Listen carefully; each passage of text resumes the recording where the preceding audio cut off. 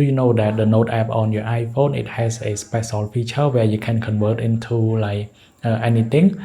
For example, I have a 25 kilogram and I want to convert into like gram or something. All I have to do just hold on it.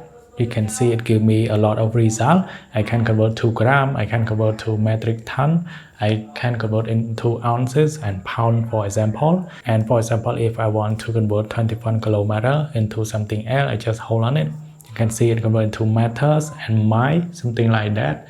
It is pretty awesome. Now let's say if I have 15 gram, I just type 15G and then hold on it. You can see it give me like into kilogram, into ounces and pound, something like that. It is pretty cool. Thanks for watching. I hope you like this video.